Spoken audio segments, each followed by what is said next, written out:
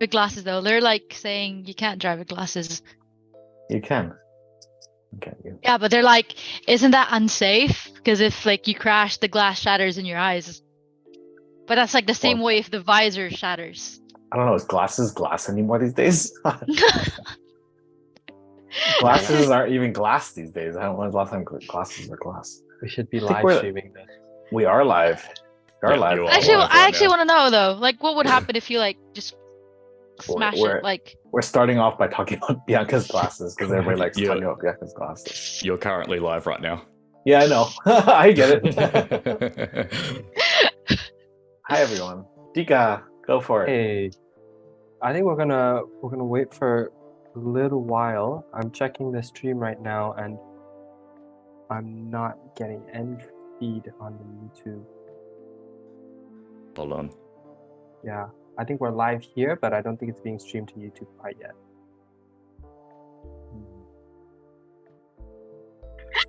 Yeah, it is. Yeah, It's yeah, definitely live. you're on a different link. Oh, Yeah, you're all good. okay. Hello, everyone. How's everybody doing today? We've got a very special live stream. We have a familiar face, someone we haven't seen in a while. She's been very, very busy. Bianca, how are you doing? hey everyone, having a very good night here. Finally back home for a long while, after a long while, so that's pretty good. Nice to see everyone again. I missed all of you. She's finally back. She's out of the car. And then we also have a very special guest. Some would say maybe even more special than Bianca. We have her driving manager, Very Darryl true. O'Young, here with us. Darryl, how are Hello. you doing? I'm good. I better change my name to Daryl. There you go. Boom. Yes, his name is not CBR Media. Just a little plug there. Yes, Darryl has been very, very busy with a bunch of racing stuff, but we're glad to have him on this live stream here. For all of you who know the post week that went out yesterday, we're going to be discussing what Bianca's F4 UAE championship was like. She's been very, very busy racing, so we're going to get a chance to hear insight from the one and only Bianca about what that racing was like. So it's good we have her driver manager here talking with Bianca. I know a lot has happened. Bianca, I think since like last November, you did 2 series, right? You did IRL, and then you had the tiniest little break, and then you went straight into another series. So what has your schedule looked like these past couple of months? Honestly, it's just been crazy. Like it just amazed me how unexpected every single like event like occurred. Like when IRL happened, I didn't know until 2 days before my flight. And then with everything that happened, you know, with Prema, F1 Academy, and F4 UAE, none of those were actually, you know, like, of course, we were looking forward to hopefully doing, you know, either or. But, you know, when it all came about, I was honestly just very shocked because I knew how life-changing it would all be if I were to do those series because of how competitive it is. So, yeah, honestly, just trying to digest everything. Like when I got back home yesterday or like 2 days ago, that was when I just really digested everything that's happened. But yeah. Well, what exactly happened? Why don't you talk about it? A Because I lot. think maybe a lot of people here haven't, you know, a lot of people watching might not know exactly Yeah. what's happened. A lot has happened. It really do. It really is. Like, you know, the past 2 months have been constantly in the car, out of the car, training, doing media. You know, I've just finished my winter series. I just finished F4 UAE that started in January and just ended now with February. So yeah, first day of March for us, a new chapter. But it's sad to see and you know the previous chapter end. Yeah, but we've been racing pretty much nearly every week. After that, we were sent off to Italy to do media days with Prema, which was really, really cool. I got to meet all the drivers and do contents with them. But yeah, it's been a whirlwind. Yeah.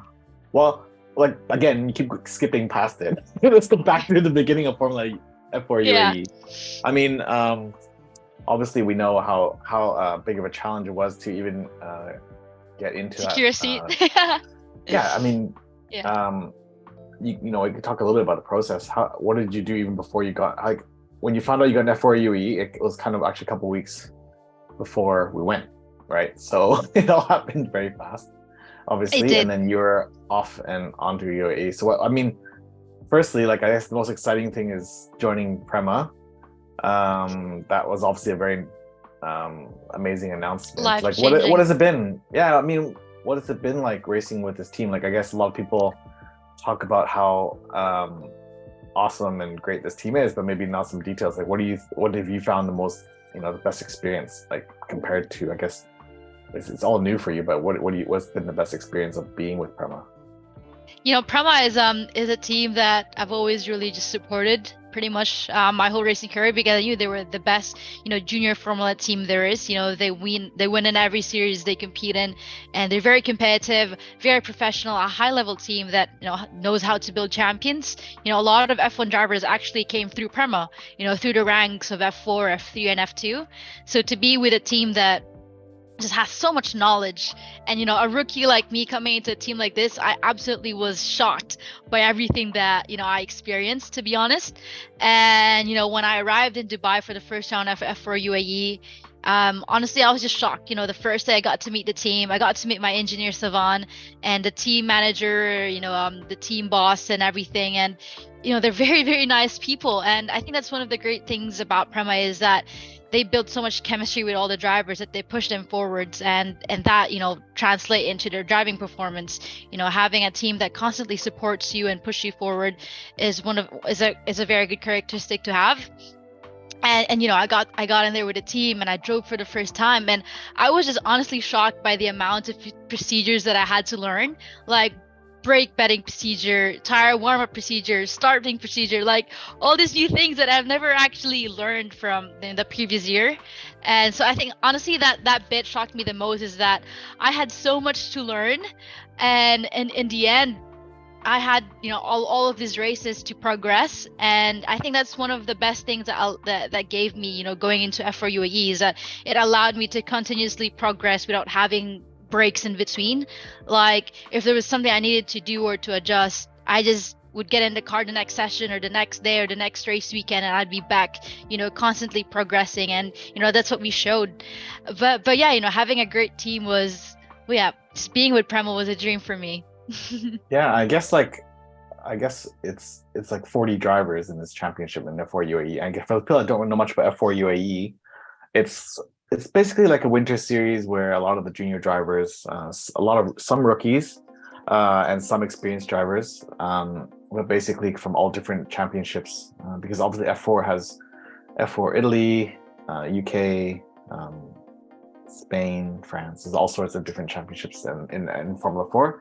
And I guess a lot of the drivers from all these different championships kind of gather in the UAE for a preparation series. So although it sounds like a long series, a lot of races, like 5 weekends, 15 races, it all happened within that like 6-7 weeks, having 5 weekends of racing. So it's I know Bianca almost sounds like she's complaining about it. No, I am not. Like I was so busy with too much. But at the end, I think it was like a dream for her, for you, right, Bia? It is. It was a dream, like, obviously being with such a high level team. When I first got there, I actually had my talk with my team manager of the F4 team manager, Goofy Piro. Like he told me that the highest level of driving is expected of you, because regardless whether you're rookie, you got to remember that you're a rookie of Prema, and that's already 10 times better than the rest. So you have to deliver that performance, you have to deliver under pressure. And like hearing that from your team manager the first day, I was just like, I am so scared to underperform. And to I like to just mention, I had the best teammates during F4 UAE. They were one of the best drivers, and most of them half of them will make it to F1 one day. That's for sure. The level of competitiveness the team had was insane. When we compared datas and everything, I was just shocked by how much margin there was. But in the end, we did cut it down, so that's another win I'll taking. But yeah, it was a dream. I got to see real competition. I mean, what were some of your goals? Obviously, every driver goes to win, right? But I mean, I think based on your experience level, even from karting, you raced mainly in Asian karting, not really on the world championship level. So I think even that probably leaves a bit of a gap in terms of your development as a junior driver. So I guess going into Formula, like where, I guess just overall, where do you think like, like you said, you're closing that gap, but where were the big things? It's like kind of, where were you missing time at, like early on, like just big things? I mean, for sure, like, I had the most to learn purely because, like you mentioned, unlike everyone else, I wasn't racing in international scene. You know, I was mostly focused in Asia. I never competed in any world championship. I've never even been to Europe before, I went into Formula cars. So, and competing into F4 UAE, most of them have been racing against one another since their karting days, from mini to junior to senior, and now Formula cars. So yeah, I guess for me, I was a bit just shocked by the amount of drivers I was competing with. 40 is a big grid. Even in karting, I've never experienced that many drivers. It's not very common to have. So as we drove more and we got into the details of the dates and everything, I realized that one of my weakest areas were actually, pushing the corner and having that feel for the car, of bringing it to its limit. Because if you compare Asian karting to the world championship scene, it's very different with the tires we use and the grip we have available to us. So in Asia, you're not actually you're not allowed to push a car to the limit purely because of the grip, unlike in Europe where there's very grippy tracks, so you're used to that feeling. And in Formula cars, that's when I struggled the most, especially when the track would grip up so much during qualifying. I wasn't able to execute the tires, I wasn't able to maximize the grip of the track, and I was under driving, the entry and the mid to exit and stuff like that. So I think that's where I lack the most. As you can see, during my qualifying, I would always be about 29, 25, or on a good day 22nd or 22. So that's when I actually just struggle a lot the most. In qualifying? Yeah, qualifying is not amazing for me right now. And where did you make the biggest gains, I guess, through the 4 weekends? And well, the biggest gain I made was actually during the races. I realized that I was very composed. I was able to work under pressure most of the time. Even though I was in the back of the grid or in the rear, qualifying P29, I was able to make so many positions up. Like in one race in Dubai where I had mega pace during race 1, during round 4, I qualified P29, I finished P17, and I made up so many positions. I even passed 2 cars in one corner. So I think it's actually my ability to deal with dirty air, to deal when a track is not on its optimal condition. I'm able to still push the car when the tires are going out or going off and the track is just slowing down. I'm still able to maintain my pace and make really good passes. And being patient is, I think, one of my key attributes. I'm very patient during the start. During the first few laps, I make the most positions purely because of how aware I am of my surroundings, and I can really just position myself and be able to make passes. So yeah. Cool. It must have been super overwhelming with 40 cars, I guess. Like it was just cars everywhere. It was chaos, or what? It was chaos. Like I even remember during my first race, the team just told me just survive the first lap. Keep the car in one piece, because they know how like chaotic the first lap will be, like how much of a mayhem it can be. And you can watch it during the live stream. There's about safety car every 3 to 4 laps, just because of how many incidents there were. But that's the normal bit about racing, is that it's very common to have incidents like this, because there's just too many drivers, and for me, I think that's when I shine the brightest, because I really had amazing starts. I think I would always have the best starts around, between the drivers are surrounding me. Like we even looked to the dates, and I had a mega start during the last round where I went 0 to 100 kilometers per hour in 3.59 seconds, and that was the fastest I've ever went. So I've always had good start. So just from the launch, I was able to pass nearly 2 to 3 cars. So yeah, with that momentum, I'm just able to maintain it through the race and make even more positions. Nice. I mean, yeah, we spoke a lot about how and you're speaking a lot about how you've developed in F4 UAE, but I think one thing that we shouldn't gloss over is that, yeah, it was pretty last minute, number one, and the workload must have been crazy. I think last year, one of your biggest goals was getting more time on track, more time in the car. And with F4 UAE, I think you got that plus some more. Must have been a lot of pressure and a lot. You gotta add in. You gotta remember this IRL as well. Like she did the Indian racing league straight out of before IRL. that. So I've been pretty much driving nearly every month since last year. I think I remember. We had this. Oh yeah, end of the year there was like we had a I think we had a wish. Like I wish I could get more track time. Yeah.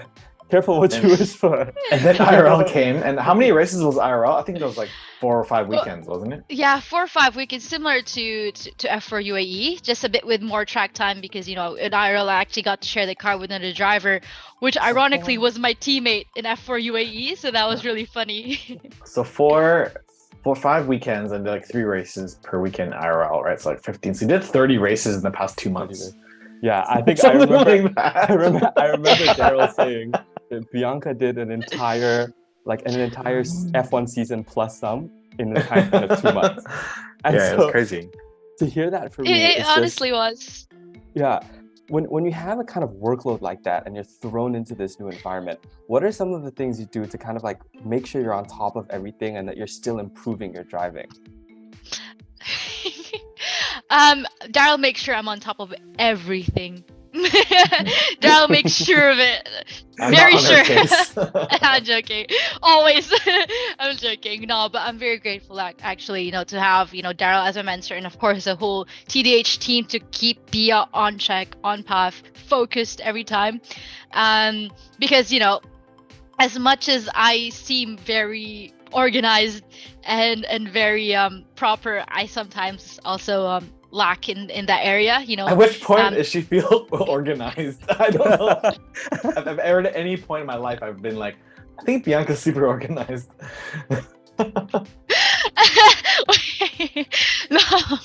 No, Darryl just has very high standard, okay? It's like, this is Darryl, I'm like here, I'm just so far off, guys. I need some help here. But yeah, that's honestly one bit I'm trying to do as well, was actually just to keep myself more organized. That's actually what I've been doing the past 2 days I was home, just organizing everything from driver reports to keeping up with the team, doing media and stuff like that. But yeah, I do agree that sometimes it can burn you out so much, and I'm super grateful that I get to have this chance and I get to live this dream that I've always dreamt of, like Darryl said. But sometimes like driving and constantly training and of course keeping up with the team, with Darryl, and while also trying to manage your driver report, school and ACADS, it's a bit tough sometimes. I would agree, especially that I was traveling nearly every week. I was traveling from Dubai to Kuwait to Philippines because we had to do a shoot, and then Philippines back to Dubai, and then Abu Dhabi, and then Italy. Like I get to live this amazing I think maybe we life. should cancel her season then. She's too busy. No. Yeah, it sounds like her schedule's pretty full. Sounds like we should just cancel it. No. Like I said, I'm very, very grateful. That's why I always face it with such a smile on my face. Like, I swear to God, you guys never see me frown. I'm like always just happy because it's super cool. Like, I'm doing so many things, but like I said, it's normal to get drained. It's normal to have a rest. And, that's what I did yesterday. I was like, okay, I'm going to have a rest yesterday. And I did. It's like the first rest I had in a while. But, it's cool. But, at the same time. That's what time. flights are for. You're flying. Philippines is a long flight. You rest. Oh my gosh. That's oh my gosh. No, but I think honestly, one thing I think a lot of younger drivers and stuff don't really realize what they can actually do. Like, I think that's one thing. It's because you're so used to just, okay, I'm going to concentrate on my driving. But in reality, racing world, if you look at drivers in Formula One and things like this, there is no such thing. There's so much media work. Literally every second they're doing one sponsor activation or another, or interview, or and driving, and I'm sure they have just as much reports and meetings, etc., etc. So that's the reality, and I think a lot of young drivers maybe don't get exposed to that quite early. And if Bianca doesn't really have a choice, I mean, not You gotta work really- hard for all those seat time and all those races. got to work hard for all the sponsors and all the media and the work and building her brand. So I think there's like obviously that aspect that has to happen, and I think a lot of people don't realize that because they think, oh, Bianca, maybe she do less socials or do less promotions. It's like, then how is she going to drive? How is she going to get like, more exposure and sponsors? Unfortunately, they're interlinked, and I think what Bia has learned the past year is like probably how much that matters, and that's why she's been going at it. I have Working been. so Yeah, I hard, know. But then Even though- then you realize how much you can actually do, right? Yeah, honestly, like you're able to achieve so many things, and when like the minute I got a bit more organized, I was actually able to achieve a lot more things. Like I was able to keep up with school, with racing, and like produce good results on track and off track. Like it's honestly insane with more training and just putting in all the work and organizing things. You're able to achieve so many good things. Yeah, I think that's part of the multitasking. It's probably just getting yourself organized in your mind, like being able to do that. And you don't have much choice but to do that. But you've seen how much I do, so Yeah, Darryl's like, I'm talking about Bia basically every day. I'm so tired of it already. If you think Bianca's schedule is busy, Bianca's schedule is probably 10% of Darryl's schedule. Yeah, maybe. So, yeah, I think Bianca says it all the time, but Darryl's the MVP. Darryl is the MVP. I think it's amazing because sometimes what Darryl expects of Bianca is because he really does believe Bianca can achieve her dreams, but he also knows what it's gonna take, and he's slowly inching her towards those dreams. Harsh realities. Yeah, I mean, Bianca, I think you'd agree with me by saying. I think you'd agree with me saying like every milestone you've achieved has pushed you beyond the limit, and to a point where you're almost broken down. But then you come out of it realizing that you can do that and so much more, right? Honestly, yeah, that's so going true. Like 20 steps forward and then a few steps back, and then 20 steps forward and a few steps back, and ultimately you're still really far ahead. Is there anything up to wrap up F4 UAE, like just a final feedback about just that whole experience? Like, I guess meeting a lot of drivers and that whole experience. Anything to wrap that up before we look ahead?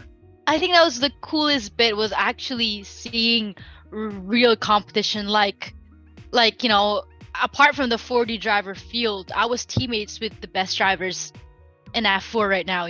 Teammates with James, Tukao, who came 1 and 2 in the drivers championship for F4 UAE. Seeing their data and being able to compare. I got to see what I needed to work on, which I am working on now, and I got to see the areas I need to improve on and the consistency they have. They're able to turn it on and just like that. Boom, pace is there, and that's something I still struggle to do actually, is sometimes I'm on, sometimes I'm off, sometimes I have a good race, a bad race, and the consistency is not there yet. But when we do have a good race, we're P9 in the points. So yeah, but regardless of all that, you gotta celebrate all the mini wins, and we scored points, we got a P9, and that's something I'm actually a bit happy about.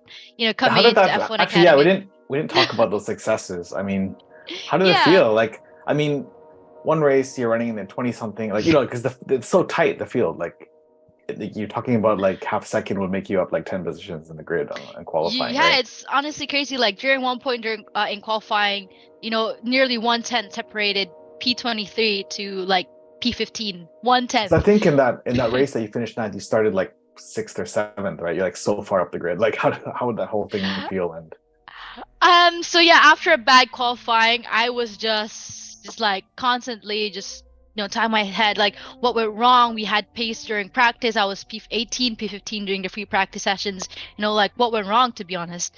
How come I wasn't able to deliver? So I was just constantly thinking to myself and just asking, next race I need to really, get my things together. I need to turn it on, nail it. And for the 4th round of Dubai, race 1, I started P29, and I had a really amazing start, and I was able to make 5 positions, and by the end of the race I was P17, and I had a really good clean lap where I was able to catch up with the drivers in front of me, and I was running nearly a second faster than them, so I caught up really well and magically qualified P7 for race 2. So that's the one of the best parts like about junior formula is that you can be P29 and P7 the next race just like that. But like we like during that race our pace was there, our pace was mega, so it was hard earned. It wasn't like it just happened, it wasn't luck. And now the Well, it the should have been hard bit, P7. Should have it been should have P7 if you didn't make that mistake. But let's not talk about the mistake. yeah, so yeah, race 2 started P7, but had a few driver errors during the race and finished P9. Nice. Must be an awesome feeling. And the team was super happy, right? It was, because then when I was qualified in front, I was just like, oh man, it's so much clean air. Like there's like 6 cars in front of me, or like 5 cars, and I just look back into my mirror and there's like 30 cars behind in my like rear view mirror, and I was like, where do I go? And I just like so scared. But yeah, it was a cool experience. Nice. So I mean, yeah, midway through the F4 UAE championship, we announced that you'll be joining Prema for the year, right? So that was awesome. F1 Academy. Why don't you tell us about the F1 Academy, what you think about it, and what exactly is the championship?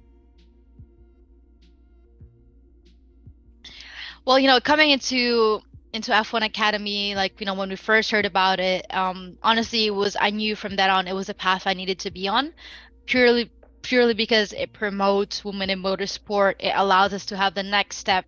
It allows us to have a platform to grow. I truly believe that men and women have different paths into achieving their goals. There are certain areas that females are better at, weaker at, and having a series that will help us nurture our strengths and help us overcome our weaknesses is just amazing. And to have amazing people surrounding F1 Academy, people that believe that a female driver will make it to F1 is the best environment to be. It honestly, like 30 minutes ago, they just announced that the managing director will be Susie Wolf. Like, to have that people backing you, supporting you, and pushing you, in this series is honestly such an amazing opportunity for a young talent like me.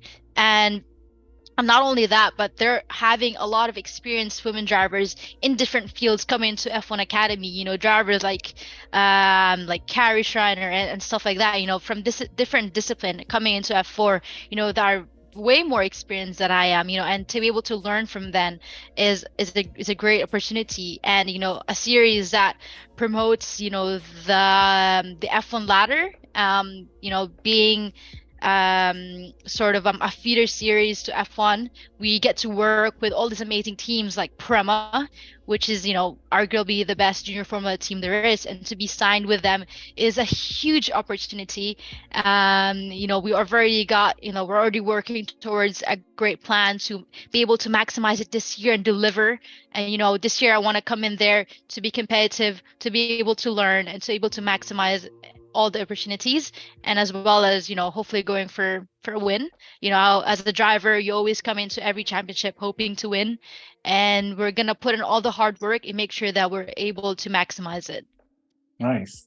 Yeah, talking about platform, I mean, you're right, like Susie Wolf joining as managing director, and they just announced it an hour ago, and it's 300,000 likes on Instagram, so that just shows you platform.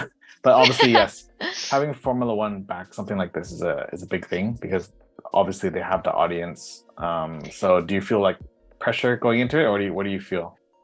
Well, one of the best bits for me is that I can work under pressure, so it's not something I've experienced before, I would say. Last year I was able to experience a lot of things, and I think that really prepared me coming into this, this season.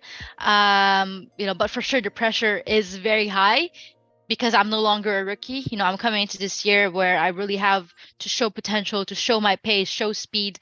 And I think that's just the pressure I give to myself as well. And of course, being with a winning team, I need to be a winning driver to some point, to some extent. and so yeah, there's a bit of pressure on that. But yeah, being with F1 Academy is just a big opportunity, because not only does it eliminate the biggest, hindrance or biggest thing that hinders a woman's growth into the sport, which is the financial difficulties. F1 is subsidizing half of the cost of running an F4 season, and that support directly from F1 is a huge deal. And let's not shy away from the topic that it is the biggest issue right now in women in motorsport is the lack of support, the funding. It all comes down to money, and having just F1 backed it and all that. It allows us to really focus on ourselves without having to worry about the financial difficulties, and with the added 15 days testing, that's mega. Yes, that's going to become really soon, right? That is going to be very soon, and I'm going to be back in the car again. And also a big shout out to Lawrence Escalante, Lee family, for the support. Yes, that's something I actually just really, really wanted to point out as well. Huge thank you to really the group of people that are helping me achieve my dreams, and big shout out to Lancy's Exotics, to Lawrence, to Yvette, to Matt, and to the whole family. I want to thank you guys so much, because they've been super supportive with me, emotionally as well. They've been watching my races, and to just have you guys support me through in and out. Thank you guys so much. Yeah, that's been a big boost for you for this season. And Pika, do you have any questions about it? Yeah. I was gonna say, obviously we're following the theme here of resting for one quick second and good jumping right back into the car. And it seems like every step you take is a bigger and bigger and bigger leap, right? You talk about the pressure and how much you want to achieve. You've done a series with Prema for the F4 UAE Championship. I'm sure you've worked with the team extensively. So looking forward into F1 Academy, what would you say are your biggest goals, the things you want to work on the most, the spaces and areas you want to develop as a driver with the team? I want to be, I want to be able to compete with the boys. I want to be able to be as quick as them, as fast, as consistent. And I think coming to F4 UAE, that set really for me the standard of driving that I need to be at to be able to reach my goals. And that for me is just an eye opener, and to have a series that will help me reach that that level of competitiveness is really a big thing. And that's why coming into this series, I want to be able to just show my pace, show talent, wherever I may be at position wise, as long as that I'm giving it my best, I know that I'm able to achieve a lot of great things. And so coming to the season, I want to work better with the team, and I want to hopefully bring home some trophies after the rounds and stuff. But yeah. Dedicate that first trophy to Darryl. Send it over. Yes, my biggest supporter, sponsor, and mentor. Sponsor? I'm not your sponsor. Definitely not your sponsor. Daryl's like, no. But I mean, the calendar looks exciting. Essentially, the series doesn't race with Formula One. I guess the reason being that track time was key, and obviously racing alongside F1 weekends doesn't leave much track time. So, but I think every circuit on the calendar, barred Valencia, is an F1 Grand Prix F1 track, right? Yeah. So I guess the whole idea is to get you prepared, hopefully, for Formula 3, which is the next step. But I guess getting past this, maximizing F4 right now is the goal, and being able to drive F3 car fast is the target. I guess, how did it feel going from F3 car back to an F4 car? I guess it felt like you're back to where you should be, right? Because I think last year was a big step from karting. Yeah, actually, yeah. I mean, it was crazy for me, coming into, because just to give a little bit more insight or context, when I drove the F4 car, that was for me the fastest car I've ever driven. It really was, because of how well tuned the car is, how planted the car is, how we were able to maximize the machinery unlike last year. So for me, it in speed it felt very similar, and then driving wise I was able to just carry so much more minimum speed than how I did the previous year. And so there wasn't much of a difference compared to it being a smaller car. It was less physical, but overall, if you could compare it, I was driving nearly similar pace, to be honest. Like, let's not shy away from the fact that I was a few seconds off pace, last year. And so, coming to this year, I'm driving with guys, and I'm able to cut down the gap to nearly 9/10 on a really good lap. And so, yeah, that for me is like a big, takeaway from F4 UAE. Yeah, I guess the biggest race is really against yourself. Being able to make yourself more consistent. Like, I think that's the first step before going into battle again. Yes. So hopefully after this season, you'll be like really, I guess more consistent. I guess that's one big goal. Qualifying pace. These are all things you'll be working on. So still lots of progress to come. It's not like we're anywhere near where you want to be. No, we're only at the very beginning, to be honest. But you're taking a lot of steps forward, which is good. And I think a lot of people are seeing that. I think people are seeing kind of, okay, Bia's back. I was waiting for Bia to come back last year. Okay, she's not slow anymore. Last year honestly, was hard. It was a hard year, obviously, because just not enough practice and just surviving. It was a hard year, and not many people realized what my situation was, and I wasn't, able to express it enough. And this year, with F4 UAE being live stream, a lot of people were actually watching. And whenever I'd watch the race replays, I would see a lot of comments from people. They're saying that she's progressed so much compared to last year. She's showing pace, and those comments really, really do lift me up so much. Like, it makes me like happy that people notice, when you make progress, and that just inspires me to keep pushing. I hope so. You did 30 races in 2 months, so I hope you progress. Hopefully something came out of it. The 30 races you did in 2 months. At one point, I was just scared that I'm not progressing. Like, I just like that for me is my biggest fear, is just plateau, and hopefully we didn't plateau. So yeah. Yeah, no, that's for sure. I mean, gaining your confidence as any athlete, like getting yourself back into the right mindset. I think it's all stuff we've been working on, and having confidence in yourself, everything like that. So yeah, it's easy for, I guess, a lot of people to comment that it's just black and white, like, oh, but I think people don't really understand. Like, I guess in any sport, it's not just racing. Like, everything is just layers of progress, like working. Actually, oh, sorry. But we, like you said, you went through a lot, I think, behind the scenes. The team knows a bit. I think Darryl probably knows the best. Everything he says, spoken like a true driver manager. But having been through all that stuff, the ups and downs, obviously they were not all good, they were not all bad modes. What's your mentality going into this season? I think, what kind of space are you in? Well, mentally for me, I struggle a lot with confidence, purely because it's true that I wasn't up to speed. So I think that was the biggest just hindrance, is that I had zero confidence in myself. I thought that, oh, maybe I wasn't really a good driver, or maybe I'm not cut out for this, because when you're competing, you always want to win, and whenever you're so far off from it, it just ruins you mentally, really. And so that for me was the biggest issue.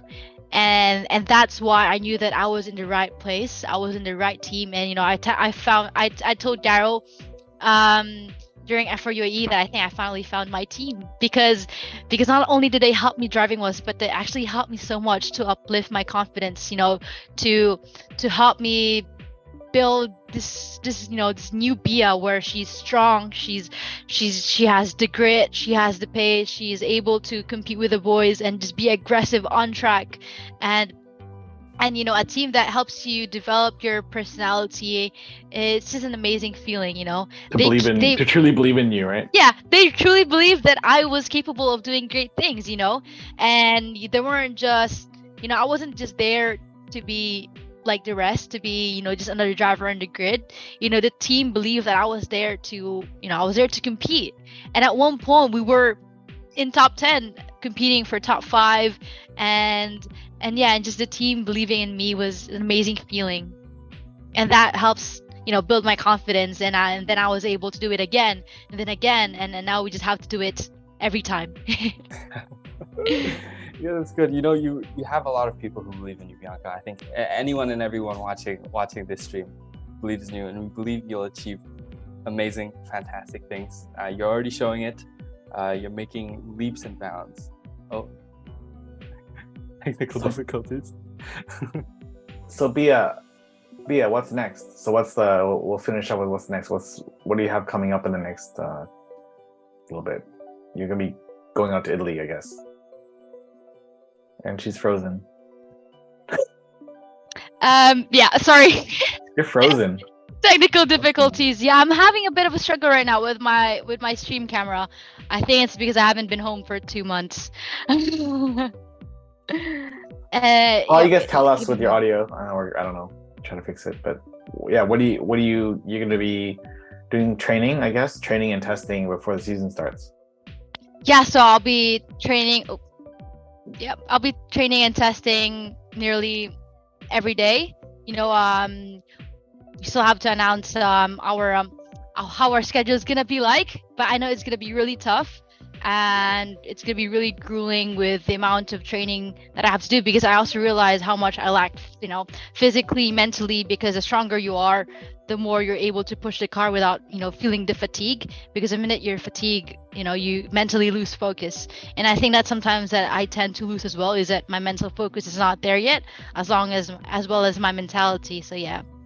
Yeah, I think that's where also maybe a lot of racing fans probably don't really see is that, racing a car is not like driving a road car. It's like super physical, and despite the car being the equalizer, there still is there's a strength deficit between men and women. So I think the girls basically got to train 10 times harder to even at the F4 level, let alone going up to faster cars in the future. So that's something that we're continually working on, Bianca, for building her foundation, because she's strong compared to an average girl, but to continue building her, layering up that strength. And I think physically, she won't really reach her peak until her 20s, I think, but still building that up. Getting built like Bia. Isn't that right? Built like Bia. Yes, sir. Yeah, so a lot has happened. You've made a lot of progress, and you can see that there's still more progress to come. Isn't that right?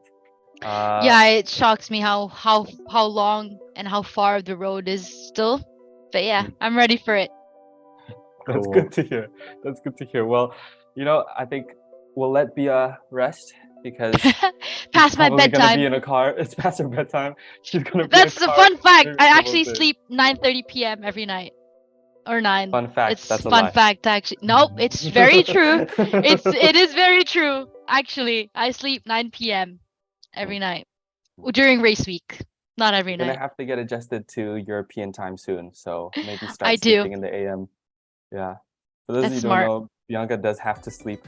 She sleeps at Europe time in the Philippines to get ready, I do, just so Which I means- won't miss a day of jet lag.